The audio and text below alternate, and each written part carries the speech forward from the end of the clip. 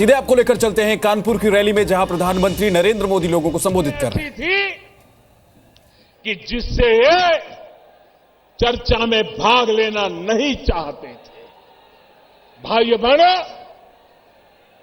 मैं election commission से फिर से आग्रह करता हूं कि इस बात को आगे बढ़ाएं, देश के राजनीतिक दलों पर दबाव पैदा करें, सबसे मिलकर के चर्चा करके करें और हमारी सरकार जो फैसला होगा, जो जनता के हित में होगा, ईमानदारी के पक्ष में होगा, उसको तुरंत लागू करने के लिए प्रतिबद्ध है, ये मैं विश्वास दिलाना चाहता हूं।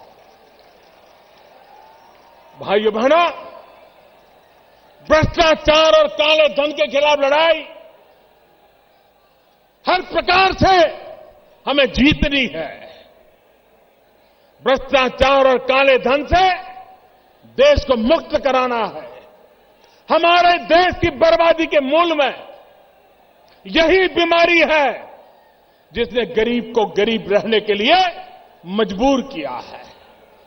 और इसलिए भाइयों बहनों, आवश्यक है कि हम इस लड़ाई में एक सिपाही बनकर के देश के उज्जवल भविष्य के लिए काम करें। भाइयों बहनों,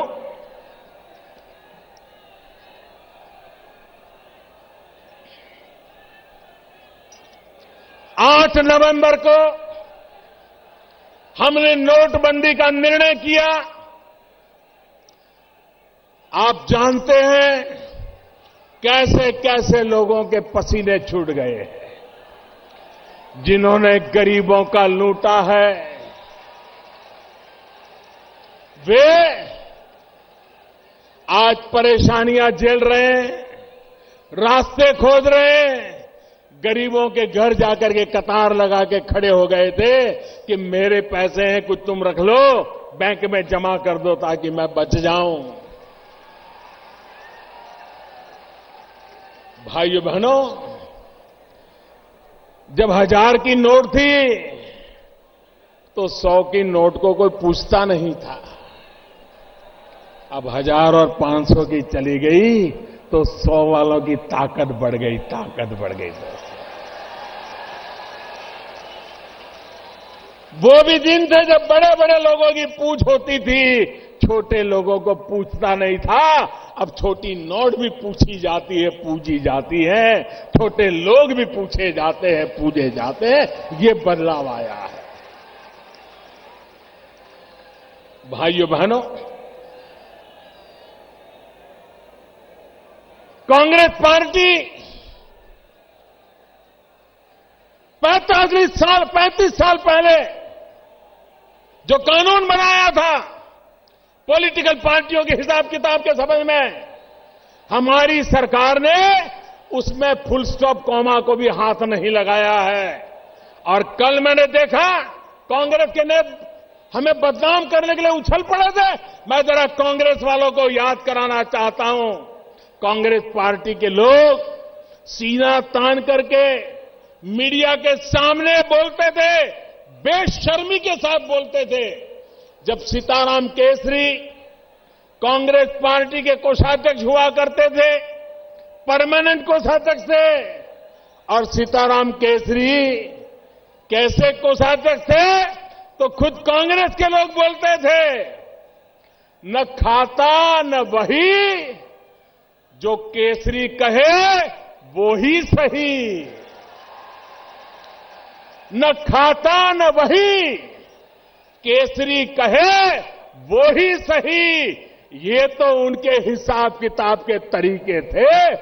देश की जनता को कभी हिसाब न देना, भ्रष्टाचार पनपे तो पनप देना, खुद के फायदे में जो हो वो करते रहना, इसी का परिणाम है कि देश तबाह हो गया है। भाइयों बहनों, हम विकास की नई ऊंचाइयों पर देश को ले जाना चाहते हैं। आप मुझे बताइए,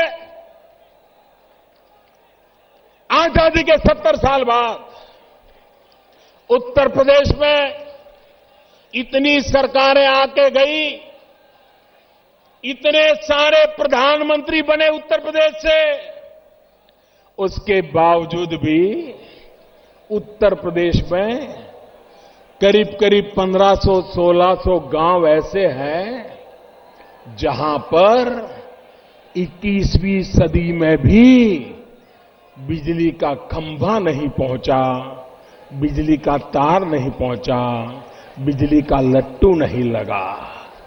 क्यों भाई? मेरे उत्तर प्रदेश के उन 1500-1600 गांवों का क्या दोष है कि उनको 18वीं शताब्दी में जीने के लिए मजबूर किया गया? क्या कारण है? भाइयों बहनों, मैंने लाल किले पर से आह्वान किया था पिछले वर्ष और मैंने कहा था 1000 दिन में हिंदुस्तान के जो 18,000 गांव, जिसमें उत्तर प्रदेश के 1500-1600 गांव है, 1000 दिन में मैं बिजली पहुंचा दूंगा। भाइयों बहनों, आज बड़े संतोष के साथ मेरे उत्तर प्रदेश के भाइयों बहनों को मैं कहना चाहता हूं, जो 1500-1600 गांव थे उसमें अब 70-72 गांव बाकी रहे हैं। बाकी गांवों में बिजली पहुंच गई, लोगों ने बिजली घरों में लेना शुरू कर दिया। भाइयों बहनों, जो 70-72 गांव बाकी रहे हैं उसमें भी 50 गांव ऐसे हैं जहां कोई लोग ही नहीं रहते, सिर्फ कागज पर गांव का नाम बचा है। एक प्रकार से सिर्फ 20-22 गांव बाकी है जिसका काम तेजी से चल रहा है। अगर यहां की सरकार रुकावट न डाले तो वो काम भी बहुत तेज गति से पूरा कर देंगे। ये मैं हिसाब आपको दे रहा हूं। भाइयों बहनों, एक समय था गैस का कनेक्शन लेना हो, गैस सिलेंडर लेना हो तो कितने पापड़ बेलने पड़ते थे। ये माताएं बहनों ने तो कभी सोचा भी नहीं था, गरीब मां बहनों ने, कि कभी उनके घर में भी गैस का चूल्हा होगा, गैस का सिलेंडर होगा और फटाक से खाना पका करके, खाना बच्चों को खिला करके रोजी रोटी कमाने के लिए जा पाएंगे। कभी सोचा तक नहीं। हमने बीड़ा उठाया है।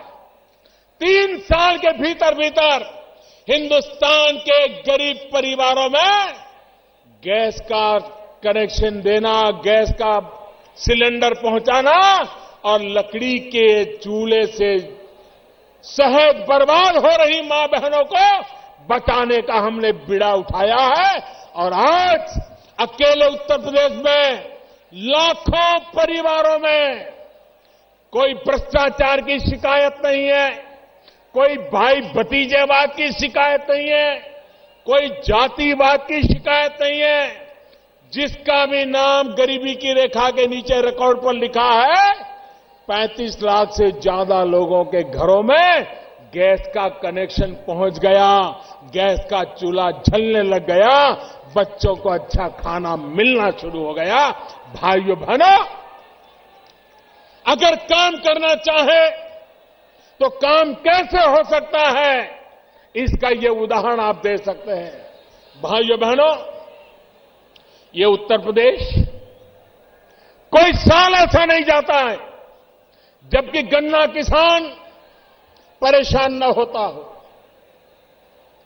मिले समय पर चालू न होना, गन्ना किसानों को पैसा नहीं मिलना, मिले देर से चालू करने के कारण गन्ने का वेट कम होता है, मिलों वालों को मुनाफा होता है। पहली बार भाइयों बहनों समय पर मिलें चालू हुई है और गन्ना किसानों के 2013, 14, 15 में जो बकाया राशि 20-22 हजार करोड़ थी, उसको भुगतान करने में हमारी सरकार ने सफलता पाई है। भाइयों बहनों, यह काम होता है और इसलिए हम देश के किसान को भी ताकत देना चाहते हैं। सॉइल हेल्थ कार्ड, यूरिया का निम कोटिंग, आप जानते हैं यूरिया का क्या उपयोग होता था। मैं जरा दिल्ली वालों को कहना चाहता हूं, दिल्ली वाले बड़े चाव से जो दूध पीते थे ना, उनको पता भी नहीं चलता था कि सही में गाय या भैंस का दूध कौन सा है और यूरिया से बना हुआ सिंथेटिक दूध कौन सा है, पता तक नहीं चलता।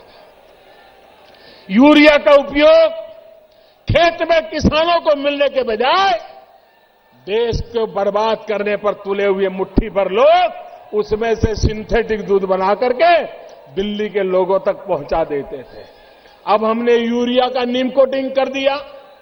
अब यूरिया का नीम कोटिंग करने के कारण उसका सिर्फ एक ही उपयोग हो सकता है और वो जमीन में खेत में डालने के सिवाय कोई उपयोग नहीं हो सकता है। बताइए मेरे भाइयों बहनों, करोड़ों करोड़ों बच्चों की जिंदगी हमने बचाई कि नहीं बचाई? बताइए मेरे भाइयों बहनों, करोड़ों करोड़ों बच्चों की जिंदगी बचाई कि नहीं बचाई?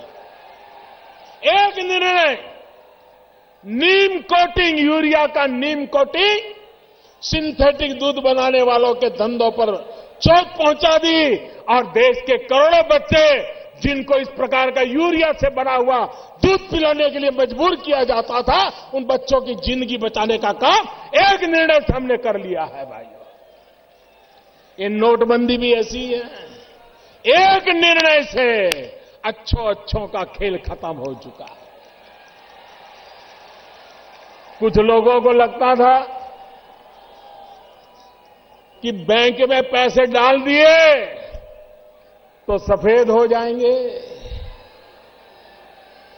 ये गलती कर गए, उनको पता नहीं था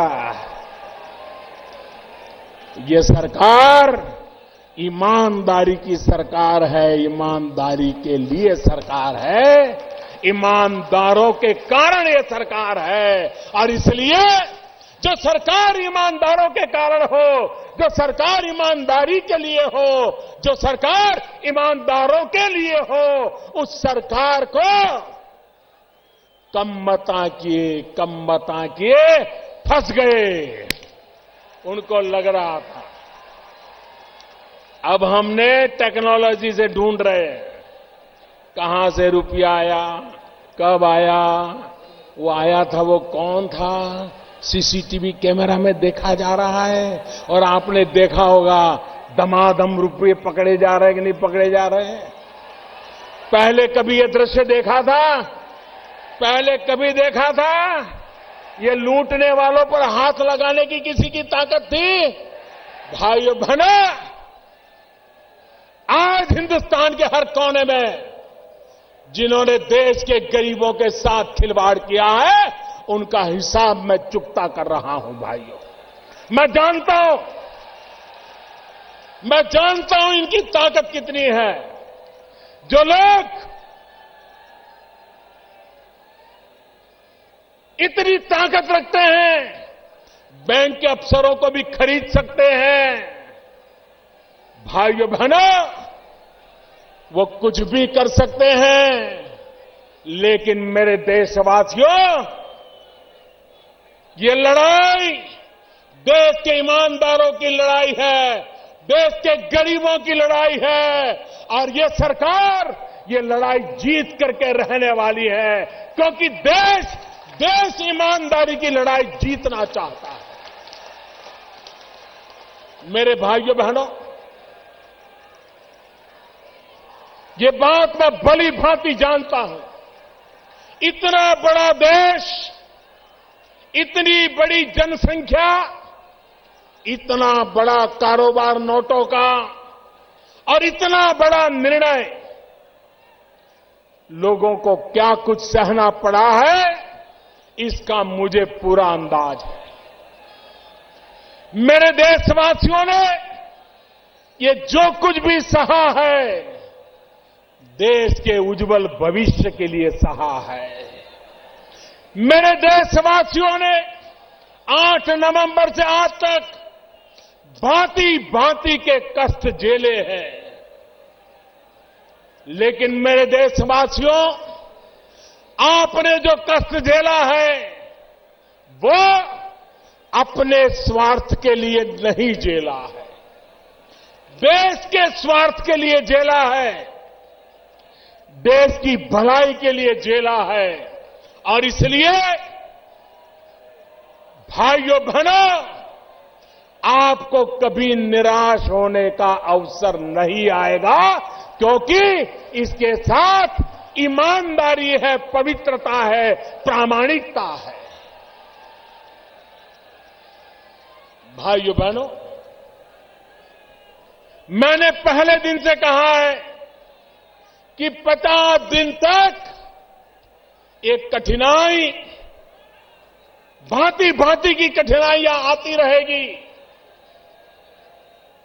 कभी कम दिखती होगी, कभी बढ़ती दिखती होगी।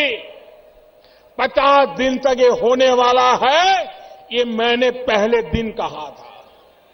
और 50 दिन के बाद ये कठिनाइयां बढ़ना बंद कर देगी, बढ़ नहीं पाएगी।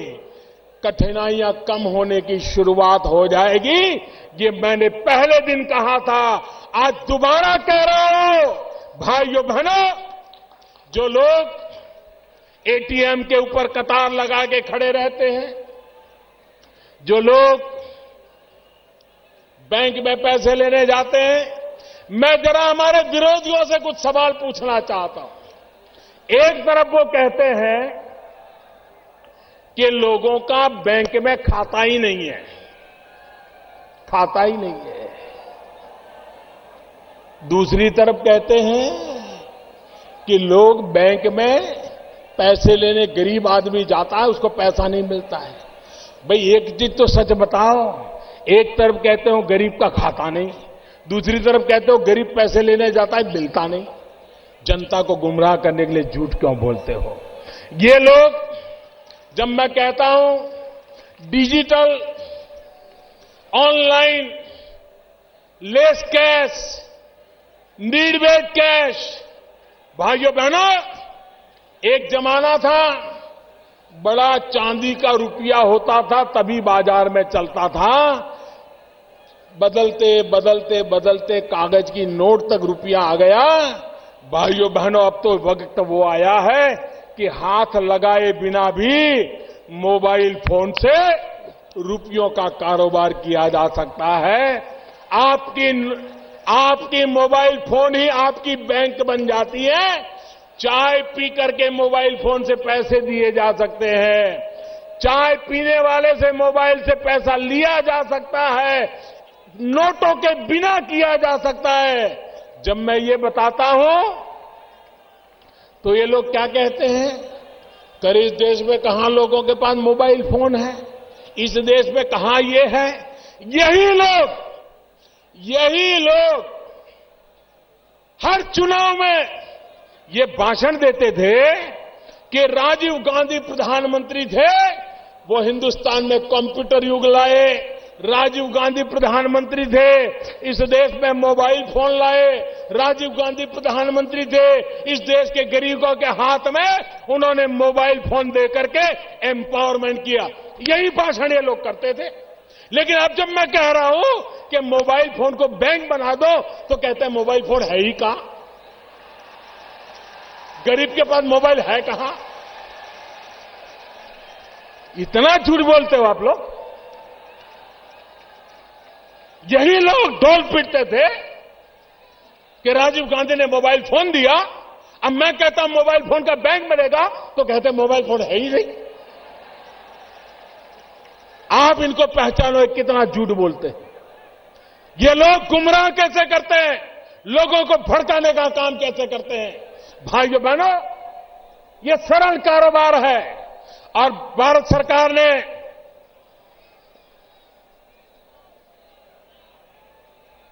देश के गरीबों के लिए एक बहुत अच्छी योजना बनाई है। मैं ये योजना आपको बताता हूं, आप घर घर पहुंचाओगे, घर घर पहुंचाओगे, जोर से बताइए, घर घर पहुंचाओगे, हर दुकानदार को पहुंचाओगे, गांव गांव पहुंचाओगे, पक्का पहुंचाओगे। भारत सरकार ने ये ऑनलाइन पेमेंट के लिए, ई वॉलेट के लिए, डिजिटल करेंसी के लिए, मोबाइल बैंक के लिए एक बहुत बड़ी योजना बनाई है। 25 दिसंबर क्रिसमस की गिफ्ट के रूप में इसकी शुरुआत होने वाली है। और योजना ये है कि 8 नवंबर से अब तक 25 तारीख तक अगर आपने अपने डेबिट कार्ड से, क्रेडिट कार्ड से कोई खरीदी की होगी, आपने मोबाइल फोन के वॉलेट से कोई खरीदी की होगी, तो उसका एक विशिष्ट नंबर जनरेट होता है। इन सारे नंबरों का 25 तारीख को ड्रॉ निकलेगा, इनाम का ड्रॉ निकलेगा और 15,000, कम नहीं, 15,000 लोग जिनका नंबर लगेगा उनके खाते में सरकार की तरफ से 1,000 रुपया जमा हो जाएगा। ये काम हर दिन होने वाला है, एक दिन नहीं, हर दिन होने वाला है, 100 दिन तक चलने वाला है। मतलब कि हर दिन नए 15,000 लोग, जिसको एक बार मिल जाएगा उसको दोबारा नहीं मिलेगा।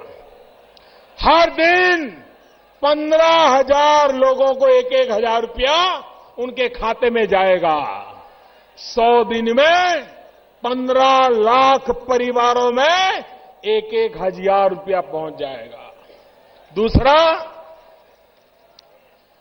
7 दिन के बाद 30 दिसंबर को एक बड़ा ड्रॉ होगा जिसमें लाखों रुपया के इनाम दिए जाएंगे। और 3 महीने के बाद 14 अप्रैल डॉक्टर बाबा साहब आंबेडकर की जन्म जयंती पर एक बम्पर ड्रॉ होगा और 8 नवंबर से लेकर के 14 अप्रैल तक जिसने भी इस प्रकार से कारोबार में खरीद बिक्री की होगी उनको करोड़ों करोड़ों रुपयों का इनाम दिया जाएगा। भाई, ये तो हो गया ग्राहक के लिए, लेकिन दुकानदार के लिए भी इनाम है। जो दुकानदार ये मोबाइल फोन से माल बेचता है, डेबिट कार्ड, क्रेडिट कार्ड से माल बेचता है, उसका भी अलग नंबर निकलेगा और उसका भी ड्रॉ होगा और हर सप्ताह उसको हजारों रुपयों के इनाम दिए जाएंगे। ये हर सप्ताह होता रहेगा। व्यापारियों को भी इनाम मिलेगा, ग्राहक को भी इनाम मिलेगा। लेकिन ये इनाम बड़े लोगों के लिए नहीं है, ये इनाम छोटे लोगों के लिए है। जो 50 रुपये से ज्यादा खरीद करता है और जो 3,000 रुपये से कम खरीदता है उसी को इसका लाभ मिलेगा।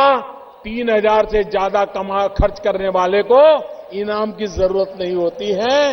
ये गरीब के लिए है, गरीब के लिए।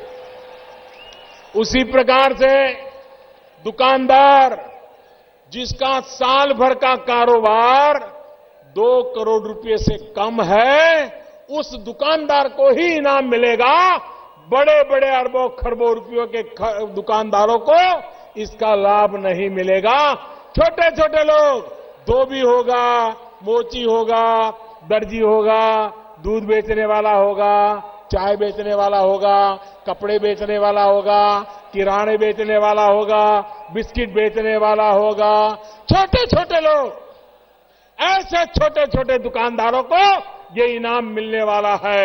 और इसलिए मेरे भाइयों बहनों, आप लोग ये कोशिश करेगा आपके गांव में भी इनाम आए, आपके गांव के लोग भी मोबाइल फोन से खर्च करने की आदत डालें, व्यापारी भी मोबाइल फोन से लेन देन करना शुरू करें। आप देखिए, भ्रष्टाचार और कालेबाजारी करने वालों के दिन समाप्त हो जाएंगे। भाइयों बहनों, फिर से कभी देश में काले धन की नौबत नहीं आएगी, फिर से इस देश में भ्रष्टाचार के खेल नहीं हो पाएंगे।